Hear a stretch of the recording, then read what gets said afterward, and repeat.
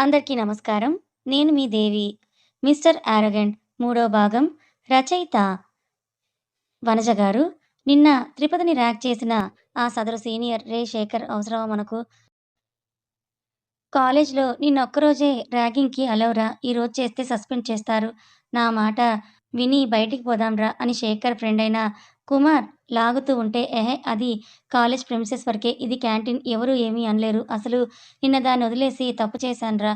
చూడు అసలెలా ఉందో. ఆ పెదాలను ఒక్కసారైనా నా పెదాలతో టచ్ చేయాలనుంది అన్నాడు వంకరగా త్రిపద వైపే అడుగులు వేస్తూ. త్రిపద ఏంటి స్వప్న గారు అంది ముందుకు నడుస్తూ. ఇంకో వారంలో మన కాలేజ్‌లో ఫ్రెషర్స్ డే అంట తెలుసా? అని అంది. ఆ! పొద్దున సర్క్యులరొచ్చింది. అదే కదా! స్వప్న గారు అవును మీరు కూడా నృత్యం, సంగీతం నేర్చుకున్నారా? అని అడిగింది. పొద్దున బాత్రూంలో స్వప్న పాడటం గుర్తొచ్చి, అమ్మో! అంత లేదు త్రిపద. నేను పాట పాడితే భాగ్యనగరంలో జనాలు కరువైపోతారు. నేనేదో జస్ట్ బాత్రూమ్ సింగర్‌ని అంతే. నీలో 1% కూడా నేను పాడలేను. అలా ఏం కాదు స్వప్న గారు. నేను విన్నాను కదా! మీరు చాలా బాగా పాడారు. నేను కూడా విన్నాను త్రిపద. పొద్దున నువ్వు పాడుతున్నప్పుడు. చాలా బాగా పాడావు తెలుసా? ఎన్ని ఇయర్స్ నుండి నేర్చుకున్నావు? 3 సంవత్సరాల నుండి. ఓహ్! 3 ఇయర్స్‌కే అంత బాగా పాడావా? సూపర్! అయినా నీ వాయిస్ మాటలకి కూడా సూపర్‌గా ఉంటుంది తెలుసా? అరే! స్వప్న గారు నాకు 3 ఇయర్స్ ఉన్నప్పటి నుంచి సాధన చేస్తున్నాను అని చెప్తున్నా అంటూ స్వప్న, త్రిపద మాట్లాడుకుంటూ క్యాంటీన్ వైపుకి వచ్చారు. సడెన్‌గా తనకి ఎదురుగా ఎవరో వచ్చేసరికి త్రిపద ఉలిక్కిపడి వెనక్కి అడుగు వేసింది. అతను నిన్న ర్యాగ్ చేసిన అతనే అని పోల్చుకుంటూ భయంగా స్వప్న చెయ్యి పట్టుకుంది త్రిపద. ఏంటే నిన్న పేరు చెప్పమంటే నీకెందుకు చెప్పాలని ఏదో పెద్ద ఇదిగా అన్నావు? ముద్దు అడిగితే నీకు తప్ప ఎవరికీ అర్థం కాని విధంగా మాట్లాడి వెళ్ళిపోయావు. ఇప్పుడెలా తప్పించుకుంటావే అని ముందుకు వెళ్ళాడు శేఖర్. అప్పటికే త్రిపద కళ్ళల్లో నీళ్లు నిండుకుంటుంటే ఒక్కో అడుగుని వెనక్కి వేస్తోంది. నువ్వు ఇస్తావా? నన్నే తీసుకోమంటావా కిస్ అని అంటూ శేఖర్ అడుగుతూ ఉంటే ప్లీజండి, వద్దండి అని అంటూ వెనక్కి వెనక్కి వెళ్తోంది త్రిపద. వద్దు అంటే ఎలా? ఒక్కసారి టేస్ట్ చెయ్యి. నీకు నచ్చితే రోజు కంటిన్యూ చేద్దాం అంటూ షర్ట్ మీద హ్యాండ్‌తో రబ్ చేసుకుంటూ అన్నాడు శేఖర్. నేను ప్రిన్సిపల్ గారికి కంప్లెయింట్ చేస్తానండి అని అంది త్రిపుద. అప్పటికే తనకు వణుకు పుడుతూ ఉంటే, ఆహా! అచ్చా! ఇది కాలేజ్ ప్రెమిసెస్ కాదు పాపా! ఎవరు ఏమీ చేయలేరు. కమ్ ఒక ముద్దిచ్చేసి హ్యాపీగా క్యాంటీన్‌కెళ్ళి లంచ్ చేసేయి అని శేఖర్ అనేసరికి త్రిపద కళ్ళు మూసుకొని వెనక్కి వెనక్కి వెళ్తూ చెట్టు అడ్డం వచ్చేసరికి ఆగిపోయింది. అప్పటికే అక్కడ క్యాంటీన్‌లో ఉన్న స్టూడెంట్స్ అందరూ బయటకొచ్చి మరీ గుమికూడారు. "ఇప్పుడేం చేస్తావు పాప? నిన్నిప్పుడు ఎవరూ కాపాడలేరు" అంటూ వంకరగా నవ్వుతూ ముందుకి వస్తూ ఉంటే శేఖర్ దగ్గరికొస్తున్నాడు అని అర్థమై ఇంకా గట్టిగా కళ్ళు మూసుకొని చేతిలో ఫోన్, బుక్స్ కిందకి వదిలేసింది. "మహిత ఈరోజు ఏం తెచ్చావే?" అని కాలేజ్‌లో చెట్టు కింద కూర్చొని లంచ్ చేస్తున్న మహిత బ్యాచ్‌లోని ఒక అమ్మాయి అడిగింది. "ఏమన్నా ఏం తెస్తుంది?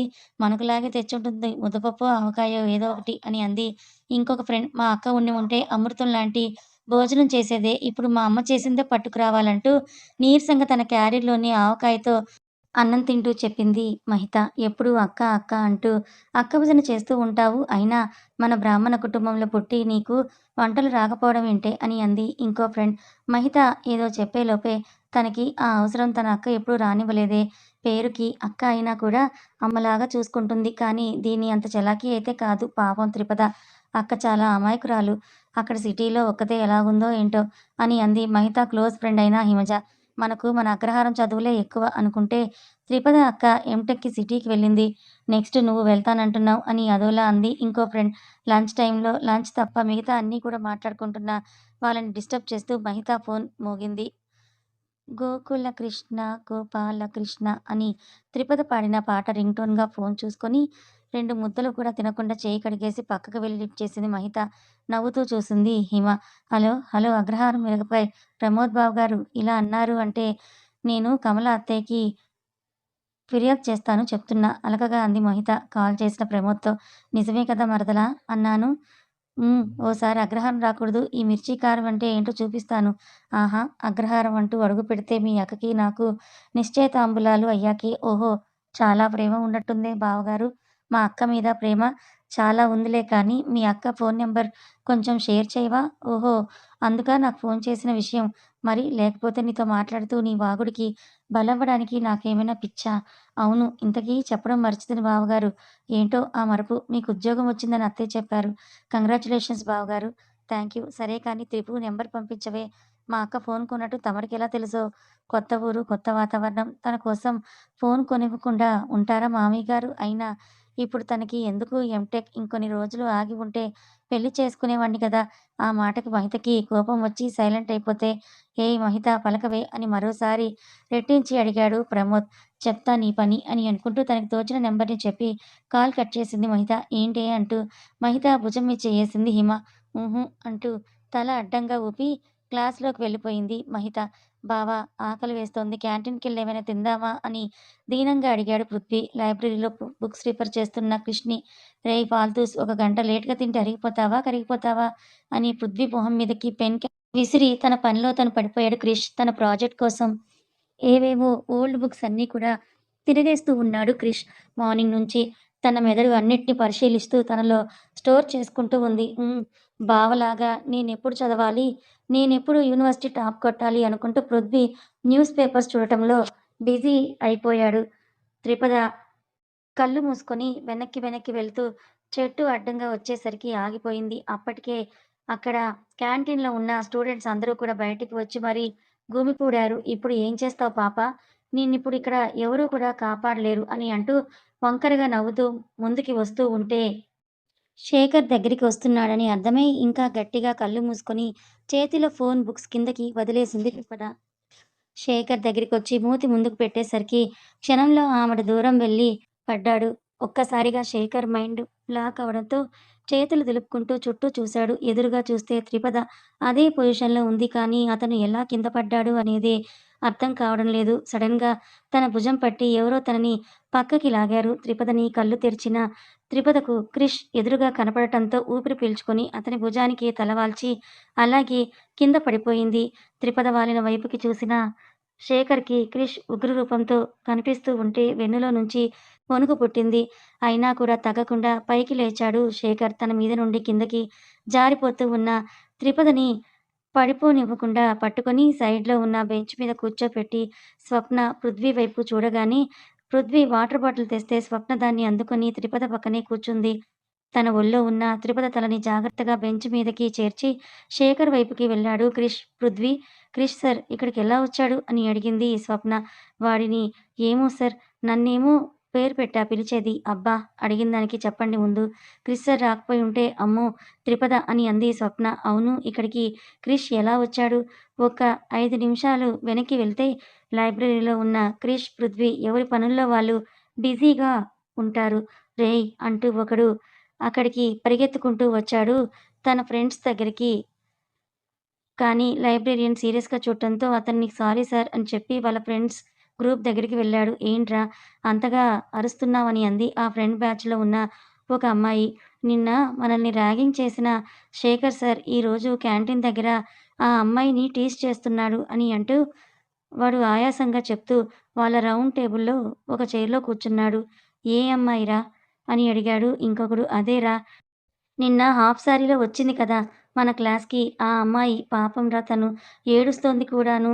తను కానీ సీనియర్ అవ్వడం వల్ల ఎవరూ ముందుకి వెళ్ళడం లేదు" అని అన్నాడు ఆ అబ్బాయి. వీళ్ళ టేబుల్ క్రిష్ టేబుల్‌కి దగ్గరగా ఉండడంతో వాళ్ళ మాటలు అర్థం కాక రెప్పపాటులో కనురెప్పల వెనక మెదిలిన త్రిపద అనే ఆ అమ్మాయి అని పోల్చుకుంటూ వెంటనే లైబ్రరీలో నుంచి క్యాంటీన్ దగ్గరికి ప్రత్యక్షమయ్యాడు క్రిష్. పృథ్వీకి అంతా అర్థం అవ్వకపోయినా కూడా క్రిష్ వెనకాతలే పరుగందుకున్నాడు. ఆఫ్టర్ 5 మినిట్స్ శేఖర్ ముందు రుద్రుడిలా నిలబడ్డాడు క్రిష్. "ఇది జరిగింది. ఇంకా ప్రెజెంట్‌లోకి అందరూ వచ్చేయండి. రేయ్ నిన్ను" అని అంటూ క్రిష్ దగ్గరికి వెళ్లి శేఖర్ కాలర్ పట్టుకొని పైకి లేపి "ఎంత ధైర్యంరా నీకు" అని అంటూ శేఖర్ మాట్లాడడానికి కూడా వీలు లేకుండా ఆపకుండా పంచెస్ ఇస్తూనే ఉన్నాడు క్రిష్. చెంపలు తడుతున్నా కూడా లేవని త్రిపదిని చూస్తూ స్వప్న కంగారు పడిపోతూ ఉంటే, "ఏయ్ పిచ్చి, ముందు వాటర్ చల్లుమని మొహం మీద కొట్టు" అని పృథ్వీ చెప్పేసరికి స్వప్న అలానే చేసింది. నెమ్మదిగా కళ్ళు తెరిచిన త్రిపద ఎదురుగా కనిపిస్తున్న దృశ్యాన్ని చూసి మళ్ళీ పడబోయి తల పట్టుకొని కూర్చుంది. అప్పటికే క్రిష్ శేఖర్‌ని మూతి పగిలి రక్తం కారేలా కొట్టి వదిలాడు. అయినా కొడుతూనే ఉన్నాడు. ఇందాక ఎలా అయితే స్టూడెంట్స్ అందరూ చూస్తూ ఉన్నారో ఇప్పుడు కూడా అలాగే చూస్తూ ఉన్నారు. కుమార్ అయితే ప్యాంట్ తడుపుకోవడం ఒక్కటే మిగిలింది. "వద్దురా" అని చిలక చెప్పినట్టు చెప్పాను. విన్నాడా? లేదు. ఇప్పుడు క్రిష్ చేతిలో చావు దెబ్బలు తింటున్నాడు. అయినా తన వరకు వస్తే గానీ రెస్పాండ్ అవ్వని వాడు ఇప్పుడు ఇలా మాన్‌స్టర్ మోడ్ ఆన్ చేశాడు అని అనుకుంటూ చూస్తున్నాడు. క్రిష్ గారు ఏంటిలా చావబారుతున్నారనుకుంటూ పృథ్వీ గారు క్రిష్ గారిని ఆపండి అంటూ త్రిపద చెప్తే, సారీ త్రిపద, ఇప్పుడు క్రిష్‌ని కదిలించేంత సాహసం నేను చేయలేను అని పృథ్వీ కూడా ప్రేక్షకుడి పాత్ర వహించాడు.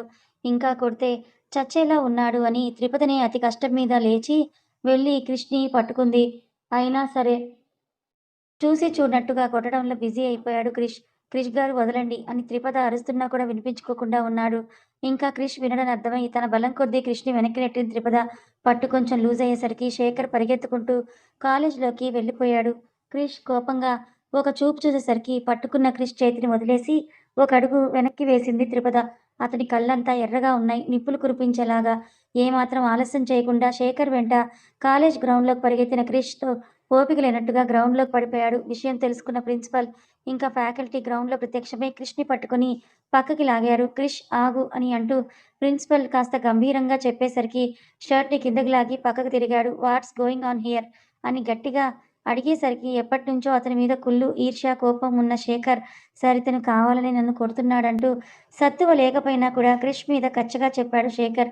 అతను చెప్పేది నిజమేనా క్రిష్ అని ప్రిన్సీ సార్‌ని అడగటంతో మొత్తం విషయమంతా చెప్పడం ఇష్టం లేక మౌనం వహిస్తాడు క్రిష్. వీళ్ళ వెనకే వచ్చి నోరు విప్పబోయిన త్రిపదని చూపులతోనే ఆపేసి సైలెంట్ అయిపోయాడు Krish. What do you say for this mister Krish అని ఇంకాస్త గట్టిగా సార్ అనేసరికి పనిష్ మీ సార్ అని చెప్పి సైడ్‌కి తిరిగాడు క్రిష్. పిడికిలి బిగిస్తూ సస్పెండ్ ఫర్ 1 వీక్ అని సార్ అనగానే క్రిష్ డోంట్ కేర్ అన్నట్టుగా చూస్తుంటే శేఖర్‌కి అంత నొప్పిలోనూ చిన్న ఆనందం కలిగింది. అదో రకంగా క్రిష్ మీ డ్యాడ్‌కి కాల్ అని పృథ్వీ మాటలు తన నోట్లోనే ఆగిపోయాయి. క్రిష్‌ని చూసిన చూపుకి అదేరా అంకుల్‌కి కాల్ చెయ్ మర్చిపోయావా? ఈ వీక్‌లో మనం మినీ ప్రాజెక్ట్ సబ్మిట్ చేయాలి. నువ్వు 1 వీక్ సస్పెండ్ అయితే ఎలా సబ్మిట్ చేస్తావు? చేయకపోతే ఓవరాల్ పర్సెంటేజ్ మీద ఎఫెక్ట్ పడుతుంది. ప్లీజ్ రా అంకుల్‌కి హెల్ప్ చేయమని అడుగు అని పృథ్వీ రిక్వెస్ట్ చేస్తున్నా నాకు ఎవరి హెల్ప్ అవసరం లేదంటూ వెళ్ళిపోయాడు క్రిష్. అందరూ ఆ ప్లేస్‌ని వదిలేసి వెళ్ళిపోతే వాళ్ళ నాన్నగారు ప్రొఫెసరా పృథ్వీ గారు అని అడిగింది త్రిపుర. ప్రొఫెసర్ కాదు త్రిపుర. ఈ కాలేజ్‌కే వాళ్ళ నాన్నది. చైర్మన్ సార్‌నే వాళ్ళ నాన్న అని చెప్పి క్రిష్ వెనకాలే వెళ్ళాడు పృథ్వీ. వెళ్తున్న క్రిష్ వైపు కళ్ళు పెద్దవి చేసి మరి చూస్తోంది త్రిపద. ఓయ్ త్రిపద అంటూ స్వప్న భుజం తట్టే వరకు ఈ లోకంలోకి రాలేదు మన త్రిపద. ఏంటి స్వప్న గారు, క్రిష్ గారు అలా వెళ్ళిపోతున్నారు? నా వల్లే కదా క్రిష్ గారు సస్పెండ్ అయ్యింది. పాపం ఆయనకి ప్రాజెక్ట్ సబ్మిషన్ కూడా ఉందట కదా! ఇప్పుడు ఏం చేద్దామని బాధగా అంది త్రిపద. అవును త్రిపద. కానీ మనం చెప్తే క్రిష్ సార్ వింటారా? అమ్మో! నాకైతే వణుకు పుట్టింది తెలుసా? సార్‌ని చూసి అంటూ 2 చేతులు గుండెల మీద వేసుకుంది స్వప్న. త్రిపద బాధగా చూస్తుంటే, సరే పద లంచ్ చేసి క్లాస్‌కి వెళ్దామని స్వప్న అనగానే, అమ్మో! క్యాంటీన్‌కా? నేనిక మీద చస్తే క్యాంటీన్‌కి రాను స్వప్న గారు అని భయపడిపోయింది త్రిపద. ఏం కాదు త్రిపద, ఇంకా మన దగ్గరికి ఎవరు రారు అని స్వప్న ఎంత చెప్తున్నా కూడా వినకుండా, నేను రానే రాను స్వప్న గారు అంటూ త్రిపద చెప్పేసరికి ఇంకెక్కువగా ఫోర్స్ చేయలేక సరే అని క్లాస్‌కి బయలుదేరింది. ఇంటికి వెళ్ళకుండా తన పర్సనల్ ఫ్లాట్‌కి వెళ్ళాడు క్రిష్. సోఫాలో కూర్చొని ఒక కాలిని టీపాయ్ మీద పెట్టి వెనక్కి వాలి కళ్ళు మూసుకున్నాడు. బావా! ఏమైందిరా? ఎందుకంత కోపం? అని వెనకే వచ్చిన పృథ్వీ పక్కన కూర్చుంటూ అడిగాడు. కోపం కాకపోతే ఇంకేంట్రా? అయినా వాడు చేసిన దానికి కోపం కాదు. అక్కడికక్కడే నరికి పోగులు పెట్టాలి వాడిని అని అనిపించింది. అంటూ మరోసారి అంతా రీల్‌గా మెదిలేసరికి పిడికిలి బిగించాడు క్రిష్. బావా కంట్రోల్ రా అని ఐస్ వాటర్ తెచ్చి క్రిష్‌కి ఇస్తూ కూల్ చేస్తున్నాడు పృథ్వీ. తన ఫోన్ పదే పదే మోగుతూ ఉంటే తీసి డిస్‌ప్లే మీద స్క్రోల్ అవుతున్న నేమ్ కనపడగానే సోఫాలో విసిరేసి తన బెడ్‌రూమ్‌కి వెళ్ళిపోయాడు క్రిష్. వీడు ఇంకెప్పటికి మారతాడు అని అనుకుంటుండగానే పృథ్వీ ఫోన్ రింగ్ అయింది. హలో! అంకుల్ అని పృథ్వీ అనగానే ఎక్కడ ఉన్నారు పృథ్వీ? అటువైపు నుంచి గంభీరంగా వచ్చింది ప్రకాష్ గారి గొంతు. అంకుల్ అది అని అంటూ నాన్చుతుంటే క్రిష్‌ని ఇంటికి రమ్మని చెప్పు అని కాల్ కట్ చేశారు ప్రకాష్ గారు. క్రిష్ తండ్రి చచ్చానురా బాబు! అంకుల్ ఇప్పుడు ఈ బాధ్యత నా నెత్తి మీద వేశారా? ఇప్పుడు వీడిని ఇంటికి వెళ్ళమని చెప్తే ఆ శేఖర్ గాడి పక్కనే నాకు బెడ్ రెడీ అయిపోతుంది. అని అనుకుంటూ సరేలే మనకిది మామూలే కదా అని వెళ్ళి క్రిష్ బెడ్‌రూమ్ డోర్‌ని నాక్ చేశాడు. రేయ్! బయటికొచ్చానంటే చస్తావు. మూసుకొని దొబ్బెయ్. అది కాదు క్రిష్. అంకుల్ కాల్ చేశాడు ఇంటికి రమ్మని. ఓహ్! అయితే వెళ్ళు. పృథ్వీ తల కొట్టుకొని మీ నాన్న నన్ను ఎందుకు ఇంటికి రమ్మని పిలుస్తాడురా? నిన్నే నిన్నే ఇంటికి రమ్మని కాల్ చేశార్రా అన్నాడు. క్రిష్ నుండి రెస్పాన్స్ లేదు. ఆల్రెడీ ఏం జరిగుంటుందో తెలుసు కాబట్టి ఈ ప్రిన్సీ సార్‌ని కొట్టాలి ఫస్ట్. ఏమన్నా ముందు ప్రకాష్ అంకుల్‌కే కాల్ చేసుంటాడు. అందుకే ఇప్పుడు ఈయన కాల్ చేసి ఇంటికి రమ్మన్నారనుకుంటూ క్రిష్ ప్లీజ్ రా ఇంటికి వెళ్ళు. ఇప్పుడు నువ్వు వెళ్ళకపోతే నిజంగానే తప్పు చేసిన వాడిలాగే మిగిలిపోతావని పృథ్వీ కాస్త కన్విన్స్ చేసేసరికి బయటికి వచ్చి ఇంటికి బయలుదేరాడు క్రిష్. పృథ్వీ ఫ్లాట్‌ని లాక్ చేసుకొని ఇప్పుడు ఇంటికి వెళ్తే అంతే సంగతులు. అటు అంకుల్‌కి సపోర్ట్ చేయలేను, ఇటు వీడికి సపోర్ట్ చేయలేను అని అనుకుంటూ తన ఇంటికి వెళ్ళిపోయాడు పృథ్వీ. కృష్ణ బైక్ మీద ఒక పెద్ద ఇంద్రభవనం లాంటి ఇంటి ముందు ఆగింది. ఆ భవనం బయట బృందావనం అని అందంగా నెమలి పించాలతో డిజైన్ చేసి ఉంది నేమ్ ప్లేట్. ఒకసారి ఆ పేరును చూసి వాచ్‌మెన్ గేట్ ఓపెన్ చేయగానే లోపలికి దూసుకెళ్ళిపోయాడు. మెయిన్ గేట్ నుండి ఇంటి ఎంట్రన్స్ వరకు కిలోమీటరు దూరం ఉంటుంది. ఒకవైపు వెహికల్స్ వెళ్ళడానికి, ఇంకోవైపు వాకింగ్ కోసం ఫుట్‌పాత్, చుట్టూ గార్డెన్స్, ఇంకా గేమ్స్ కోసం కోర్ట్, స్విమ్మింగ్ పూల్ అన్నీ ఉన్నాయి. రకరకాల ఇటు ఇండియా, అటు ఇతర దేశాల మొక్కలు కూడా డిఫరెంట్ ఫ్లవర్స్‌తో కనువిందు చేస్తున్నాయి. ఇంటి ముందు పెద్ద వాటర్ ఫాల్స్, మధ్యలో కృష్ణుడి విగ్రహం మురళి పట్టుకొని, ఇరువైపులా పురివిప్పిన నెమలులు, 5 అడుగుల విగ్రహం చుట్టూ 6 అడుగుల ఎత్తులో నీళ్లు దూకుతూ ఉన్నాయి.